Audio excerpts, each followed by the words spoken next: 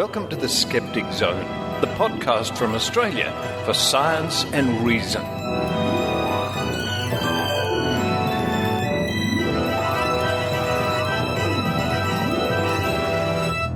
Hello and welcome to the Skeptic Zone, episode number 95 on this Friday the 13th of August 2010. Richard Saunders here with you from a very nice, pleasant, sunny Sydney, Australia. On this week's show we have an interview, in fact we have two interviews from TAM 8, the Amazing Meeting 8 just gone in Las Vegas. The first one, Dr. Rachael talks to Derek Bartholomaus from the Jenny McCarthy Body Count website. Very interesting to hear about why he set up this particular website. And that's followed by an interview I conducted with Captain Disillusion, famous for his YouTube videos exposing all sorts of trickery.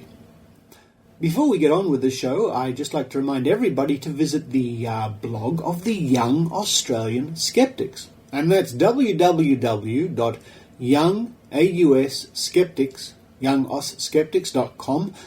And you know what? They're always eager to find people to contribute or help contribute to their blog. If you have any ideas you'd like to whack up there on the internet, it gets thousands of hits. Run along to youngskeptics.com and drop them a line. Maybe your contribution will end up on their blog. Certainly worth a look. But for now, sit back, let me see. I think I'll grab myself a dirty martini and enjoy this week's Skeptic Zone.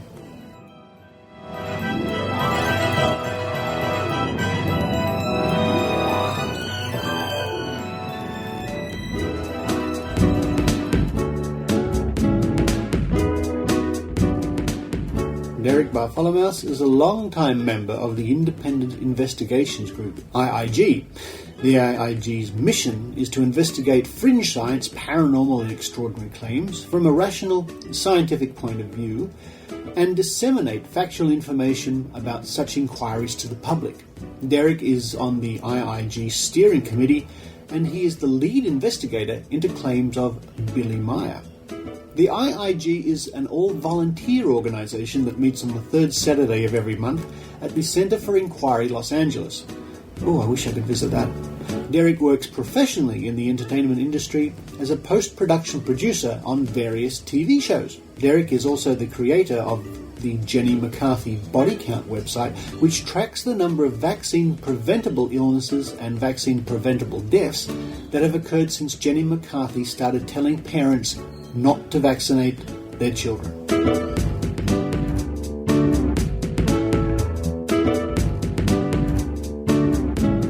Skeptic Zone, a miracle of technology, a universe of reason, the Skeptic Zone.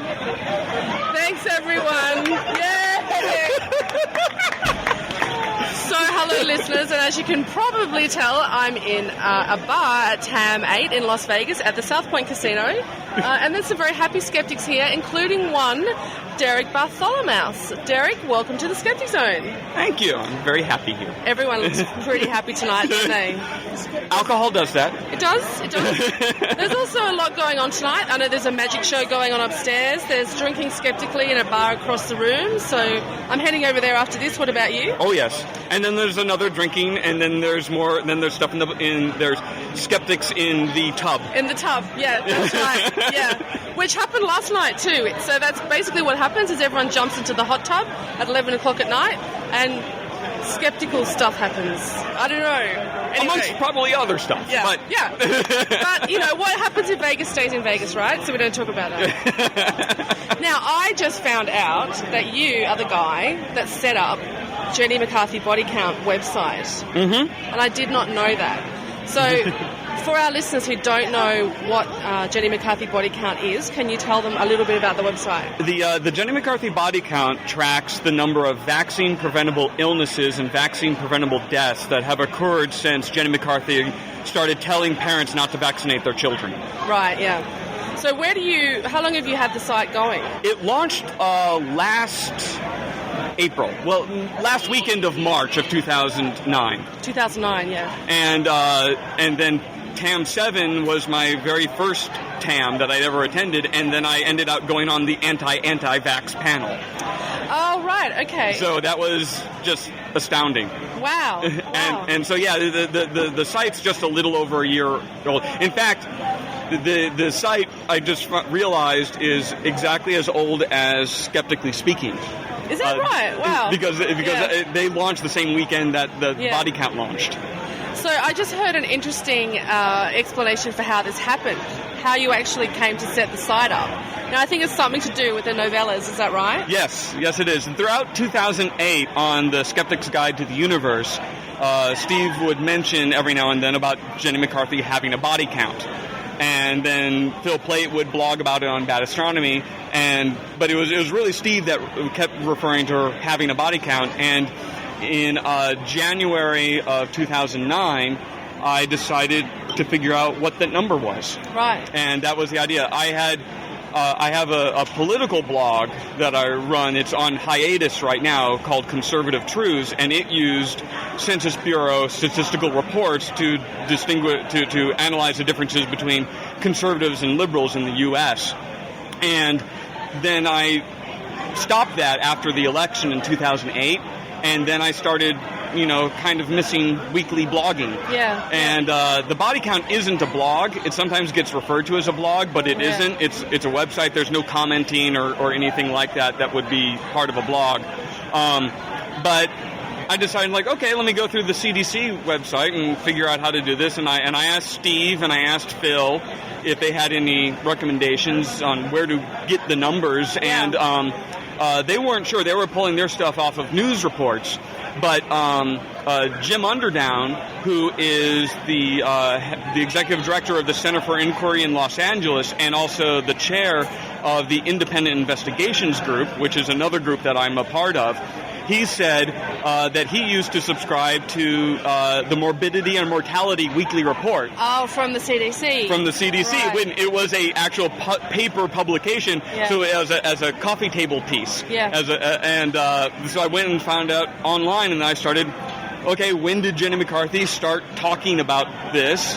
And it was in June of 2007. All right, let's start adding up the numbers and figuring out what they are. So how often do you update the website? I try to do it every week.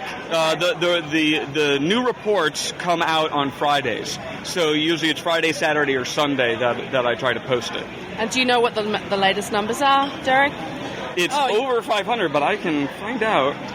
So it is, as of June 26, 2010, 61,625 vaccine-preventable illnesses and 516 vaccine-preventable deaths. Now, with the deaths, 99% of those are due to influenza-associated pediatric mortality, because the deaths, the way that the CDC does it, which doesn't make a lot of sense, the CDC website is not very well organized, but the death data is only released annually on a 3-year delay. Yeah. So this, any week now, they're going to release the numbers for 2007. Yeah. So there'll be a jump in the numbers once I get the numbers for pertussis, measles, rubella, whatever deaths have happened for that. But 99% of it is influenza-associated pediatric mortality, and the other 1% are things that show up in the other part of the weekly report. I know there's an HIB death in there.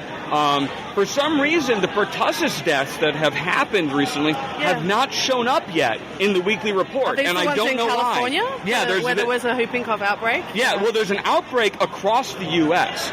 The U.S. numbers, we are now halfway through the year, about 75-80% of all of 2009. Yeah. So we are on a huge outbreak of pertussis in the U.S., and there have been 5 deaths in California, but for some reason those deaths have not been reported yet on the CDC's weekly report. Right, okay, right.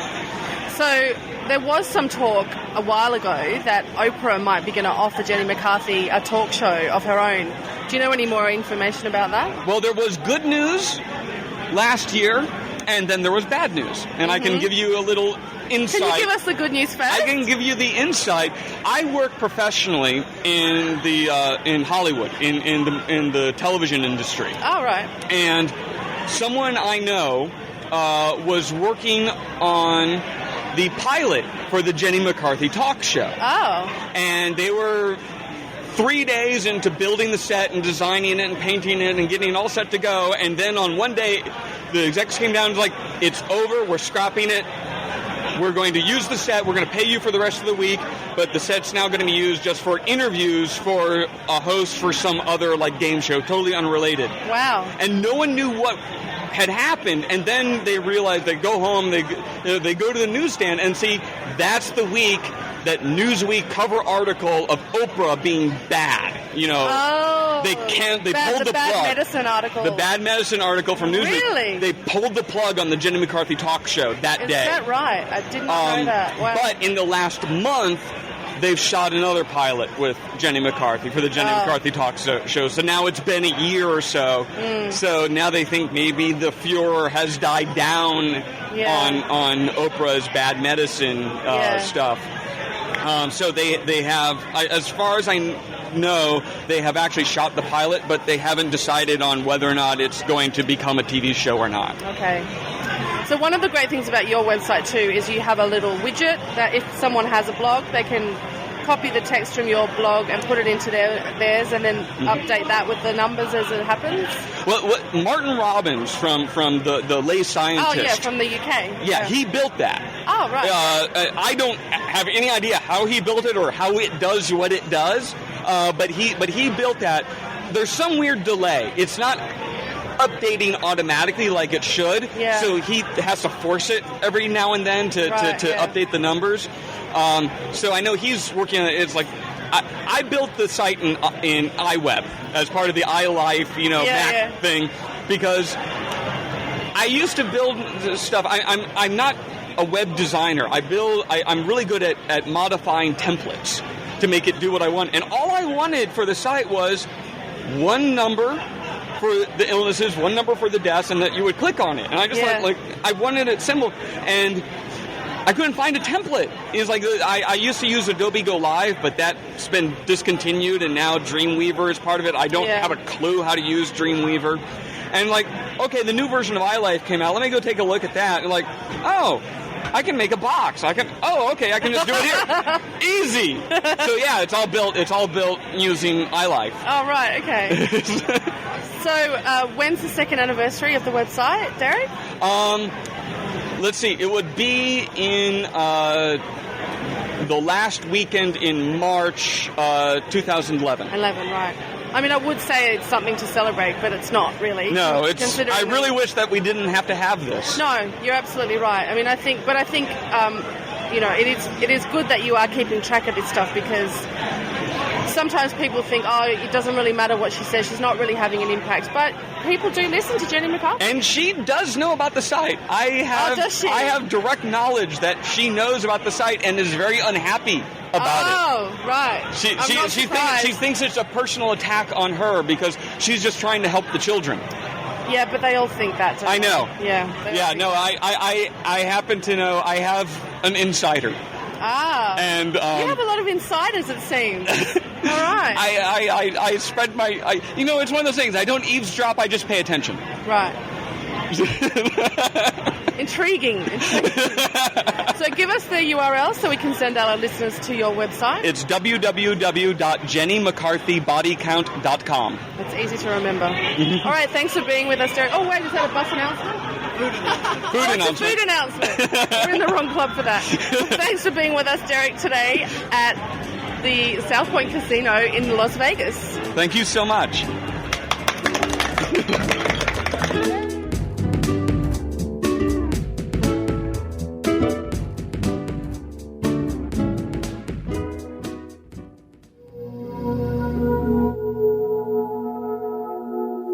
Hey Hey everyone, this is Mr. Deity telling you about the IIG 10th anniversary party Saturday, August 21st at 7 p.m. at the Center for Inquiry in Los Angeles. You are not going to want to miss this. All the cool kids are going to be there. Michael Shermer, Carol Tavris, Eugenie Scott, and of course I'm going to be there picking up the $50,000 prize for demonstrating my paranormal abilities. I'm going to turn the crappy wine that they're serving there that night, undoubtedly, into a really nice 2006 Ricasoli Chianti. How about that? It's going to be yummy, all right? So come on, you got to join us. I command you, all right? I'm generally not one to lay down the law like that, but this is important. You got to be there.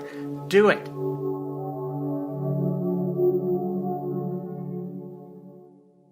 This is Yaron and Liora from Safek Savir, the skeptical podcast for Hebrew speakers. Come listen to all things unholy in the holy language at www.safek.co.il. נשמח למאזינים נוספים מאוסטרליה. Alan Melekjanian, better known to you as Captain Disillusion, lives in North Miami Beach and is a YouTube phenomenon with more than 2 million views. The superhero's mission? To rid the world of video fakery and spread the gospel of critical thinking across the internet. I caught up with Alan at the Amazing Meeting 8. With me now is Alan Melekjanian. Hello, Alan. Hi, good to be with you. Thank you. Now, what can I say? I enjoy your YouTube clips so much. What was the inspiration for putting those all together? You know, it was kind of an accident, actually. Or not an accident, but I kind of came to it gradually. I just started out trying to entertain my friends and blogs on MySpace back in the day when we actually used MySpace. And it was, you know, one of my blog entries. I just figured I saw this penguin slap video on YouTube. You know that one where the penguin's walking along and the other penguin slaps. Yeah, and he falls through the ice. Falls through the ice. And I just you know, being someone that works in visual effects and, you know, editing and knows about these things, I kind of immediately saw how that was done, and I thought, let me just do a little post about that and write, you know, what I think. But I needed like a format for it, as some kind of clever whatever shtick for it. So I just made up spontaneously this Captain Disillusion concept, and I wrote it down, and it was basically just, you know, like a post, an article. And later when I decided, you know, I wanted to do stuff on YouTube, just kind of try it out, what this whole YouTube thing's about, because I've done short films and everything like that. I just figured, let me adapt this for the screen and just use this as a script. And that's what I did. And then I did another one, and the response was really surprising. I didn't realize there was, like, you know, an actual audience for this kind of thing, and I continued to do stuff like that. So when did the character first make his appearance?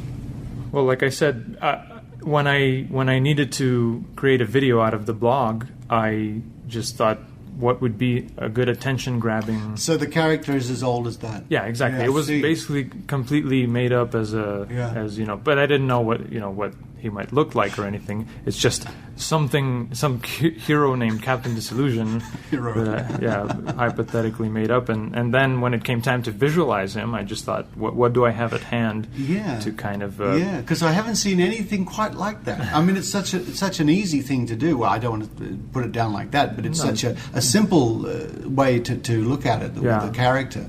But it's very effective, the silver on the face like that. Yeah, I just thought, what can grab people's attention? And really, because it's supposed to be a superhero, what haven't we seen before? What do I have at my disposal that I can actually pull off in terms of attire and makeup? And that's what I had, you know. I got some of this chrome-colored makeup in the local party store, and I had all this clothes, and I just kind of, you know, I would have done my whole face, but it's too much work. So it was better you didn't. It looked great. Half the face looks great. Yeah, and it's sort of, you know, it works out in terms of, you know, it's like illusion revealing reality, and which one is the reality you decide for yourself. Yeah. Now, you've made some really interesting videos. The latest one you put out is, there are two versions, one in 3D and one in 2D. The 3D one must have been a lot of work. Yeah, you know, if people watch my videos, they probably notice that I kind of try to do something new each time. I mean, there is a format that needs to be maintained, but I'm really the kind of person that I just don't like going over the same territory, and want to like one up myself each time.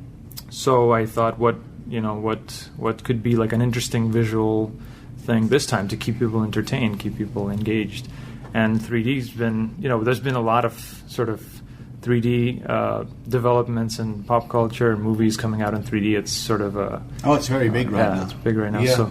So I thought, let me try that, because I am also interested, because this is part of visual effects, part of technology, movie making technology. So I've been kind of learning about it and studying, and thought, let me try with my own efforts to kind of harness this. But obviously, it's I don't think it's there yet for independent filmmakers to tackle. No, but it's good that you're trying. I think it's good that you did actually do one, because it shows you're being creative and what's the new thing. I'm really proud of how it turned out. Actually, I thought it was great. Yeah, because it's basically it's not twice the work. Because it's actually like 16 times the work, because you shoot 2 images and then you do effects in these really, really complicated ways. Did you just have 2 cameras next to each other? Yeah, I set up 2 cameras that are identical. I got this kind of a plate where you can line them up exactly, the base for the cameras.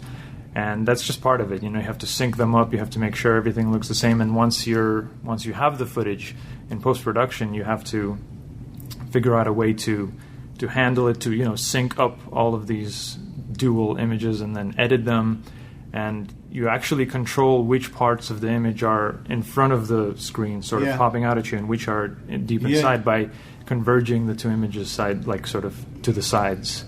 And so that's sort of another sort of thing to take care of in every single shot.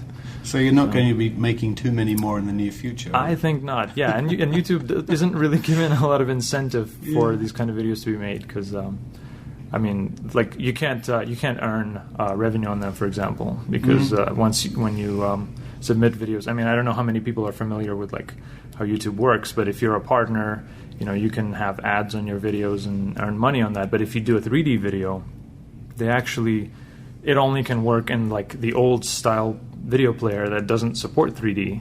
So like the ads have to work in an old player, so the 3D won't work. So it's either one or the other. If you want your video to be making money, you can't have it in 3D. That's interesting. So yeah, but I'd rather have it in 3D than make money, because I want to entertain my audience. Now, some of the other videos you've done, and in fact you were showing one here last year on stage, which was where you deconstructed a video of a haunting. Right. A door would open, a pantry door, I think it was. Yeah, it's a pantry ghost. The pantry ghost, and a little ghost would appear, and they'd open the door quickly through the glass, right? That's Frosted glass or something like that. And it was very interesting the way you deconstructed that using computer imagery. And then you did a supplementary posting about that, right. Of course. Yeah, a little addendum to actually correct myself. Yeah. Because it's one of those very rare situations where I actually got it wrong. I had to re-examine the evidence and correct myself. And it was I actually enjoyed that, because that moment, it was when I was editing the first video and I was putting it together. And once you're actually editing and doing effects, you're really, really paying close attention and seeing all the pixels of the images, because you're dealing with them. So it just kind of hit me, wait a minute. There's this one thing that I don't remember exactly what it was, and I'll have to think back, but it was like, there was one thing that I'm claiming here that this little shot right here doesn't support. And there's no way that my explanation could be true. And then I kind of suddenly realized how it really wasn't. And the real explanation turned out to be much more simple. Simple, wasn't it? Yes. Yeah, there wasn't any trap doors, there wasn't anything. It was just really kind of the physical arrangement, the geometry of the pantry that allowed a child to actually fit in there. And kind of slip away in very old school sort of Charlie Chaplin movie tricks kind of ways. So the original video was on YouTube, was it? It was, the original video. It was a very popular. It's actually like a series of videos. It'd still be there, I imagine. Yeah, and it wasn't just on YouTube. It was on like Dailymotion and some other websites. But yeah, it's like the guy did one of them, and then he repeated it, and he kept sort of documenting this would-be ghost. But I felt kind of strange because the first the original video was the episode that I did with James Randi. Yeah, that was amazing. That was so good because you played that here, didn't you, with James Randi? Yes, you last year. Went to his the we did it at the JRF. Yeah, and it was really exciting. But it's like it was kind of awkward because I kind of made up this whole thing. It's a nice little fictional scene, and we kind of paid homage to Contact, to Carl Sagan's Contact. Yes, well, the movie Contact. Yes, that's right. But then it turned out, it's written in the story that he sort of assists me with figuring out the secret, but that's the secret that we kind of got wrong. So I had to make sure and tell everybody, you guys, this is just a script. This is just a fictional thing. James Randi could never get it wrong like that. So, but it went down well here. Yeah. Everyone loved that. I think people appreciate more when you correct yourself and you make sure that you did the right thing. And of course, in your videos, you have your little sidekick. Yeah, Mr. Flair. Mr. Flair, was he just something you dreamt up? Yeah, that was, again, just when you need something, you make it up, and all of a sudden, you have it. It was an episode about, like, a fire. There's something, people were seeing a ghost floating around a bonfire, and it was a very clear example of what a lens flare in a camera is. So I thought, who better to explain what a lens flare is than a lens flare? And and now I'm kind of insecure because he's becoming more popular than Captain Disillusion himself. He's getting more fans, and I need to put him in his place. He's becoming a diva. Put him in a little box marked Flair. Open it up, and out he comes. So, but and also the way that we see Captain Disillusion usually is sitting on the floor in a corner. Yeah. That's quite interesting. This is just, again, something you just dreamt up. Something dreamt up, partly, it's a web video. I'm doing it at home. I'm doing it by my own means. So what can I do that's sort of visually striking, but, I have a room in my house. That's what I have to use. But I just thought I did kind of, when I think back at it now, I wanted to do something kind of like abstract a little bit. This guy, very minimalist kind of set. Yeah. And I think I haven't said this to anyone else, but I'm just thinking now that I think I was partly inspired by this. There's this short animated series they used to play on MTV in the US in the 90s called The Max. And it's based on this comic book. But yeah, it had this very kind of noir kind of weird style that I don't know, like I think visually just having this like long pull up into this corner and just this character there for no reason, just kind of like a bum. I think I was subconsciously inspired by that. That's good. It struck me when I first saw the character. Apart from the makeup, which was different, the fact that he's sitting in the corner of a room, but it's not a room. It's just like this weird space with a corner in it. Right, you see what I mean? Because you don't know if there's anything behind the camera, if you don't know how far it goes. And along as the episodes go on, you kind of we do different things with the set and reveal it. Like things open up, the walls open up, and there's space. And so I think I'm maybe building up kind of a canon of like how. What is this place, and maybe eventually we'll find out where this is located and how what's going on. That would be interesting. Yeah. So apart from the penguins, of course, you started with the 3D one. Now that was dealing with football. Yeah, some American football players. Yeah, it's a series of viral videos, viral commercials, but. Yeah, and it's similar to the guy catching glasses with face. It's another kind of viral.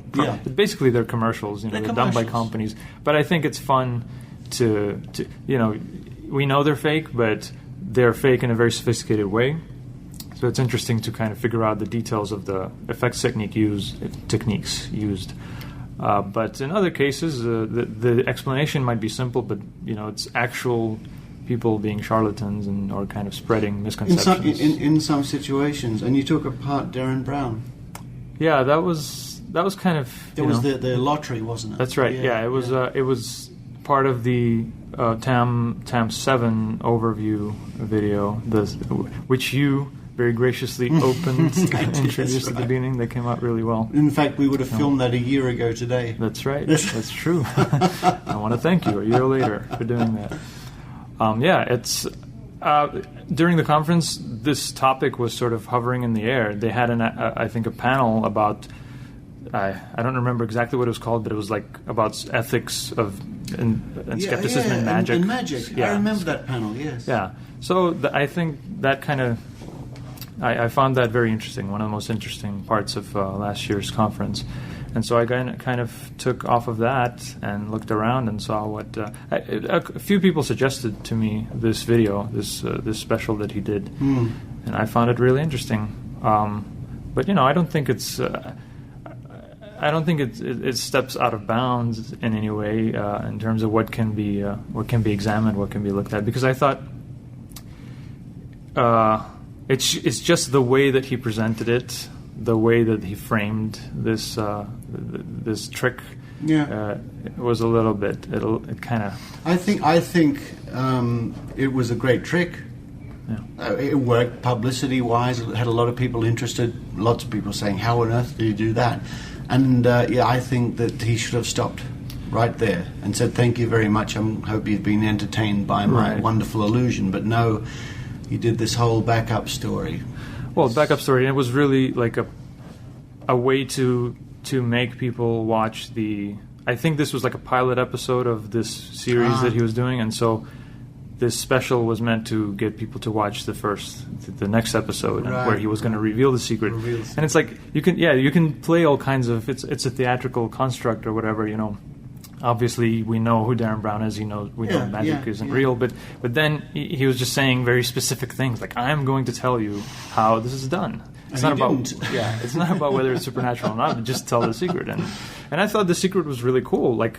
And I don't know 100% that I am correct because I don't have any inside information as to how that was done. But this is the most kind of the only really, really supportable method that I can deduce. But the thing that he presented as the way it was done was, I'm sure to most people listening to the show, was laughable. Right. What is he trying to do? Who's this going to fool? But I guess it would have fooled some people. Yeah, I think so. And it's the infomercial style, drawing it out and diluting it in this long program, giving it piece by piece. You almost lose track of what we're talking about here. So maybe after the break we'll do this. Yeah. After the break we'll do this, and it was he presented it as some sort of weird collective consciousness of some volunteers, and I'm thinking, for me it spoiled what I thought was a great publicity stunt. And even if I would have been so happy if he did all of that the way the show was, but then at the very end still said, you know what, actually this is what we did, because this was so much more work than this wisdom of crowd. Yeah, wisdom of crowd, or what, something like that. Yeah. That's right. Yeah, it makes you want to slap your head. But I like his work, and I really look forward to more. He's a funny guy. He's a good magician, a good mentalist. That's true. He's one of the best. So what's in your sights next? I just want to keep doing what I do and figure out a way to make more videos more often, which is really the only thing people ask of me. And it's kind of like I have some help in terms of shooting things, but the editing, the visual effects, and all the post-production is just done by one person who actually has a job in the real world. And that's why things can take from 2 to 6 months. I know exactly what you mean, because I do obviously not as many videos as you do, but when I do videos, I'm the guy doing the production and the filming and all that sort of stuff, and I get help with script and things like that. Sure. But I enjoy it. Yeah, no, I'm sure it's fun. You do too. Yeah. It's fun. I wouldn't be doing it otherwise. It's just one of those things that you sit there and you start doing one little effect shot, and you realize the sun is down already, the day is over, and you're one shot ahead. Okay, I have 35 more shots to go. Now the website, of course, is CaptainDisillusion.com. That's right. It's sort of the central hub where people can find all my stuff, my YouTube channel, where all the content is, all the good stuff, and my Facebook page, my Twitter, and I write some interesting articles on there sometimes. It's my blog, I guess. And people can easily contact you there. Sure, yeah. I would say Facebook is the best place because I end up sort of keeping that, putting the most updates and checking that the most. But I'm trying to get into Twitter more and build a following there. Is it at Captain Disillusion on Twitter, or what's your... on CaptainDisillusion.com there's links to all of them, but on Twitter it's C Disillusion. C Disillusion. Disillusion, yeah. Okay. And on Facebook, I believe it's facebook.com/Captain Disillusion, one word. Okay. Alan, a great pleasure to meet up with you again here in Tam, and thank you very much. Thank you for having me. Great to see you.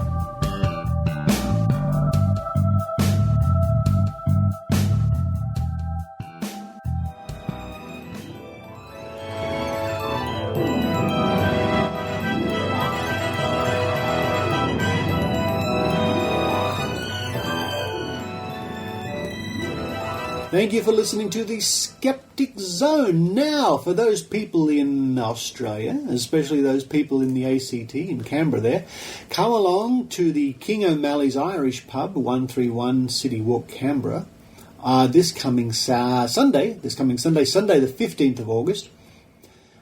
Kicks off around about 1 p.m. and you can see myself, Richard Saunders, and Dr. Rachael Dunlop giving our talks. Free to the public. Come along, say hello, meet us, and enjoy our talks. We look forward to seeing you all there. But until next show, this is Richard Saunders signing off from Sydney, Australia. You've been listening to The Skeptic Zone. Visit our website at www.skepticzone.tv for comments, contacts, and extra video reports. Skeptic Zone, a miracle of technology. A universe of reason, the Skeptic Zone.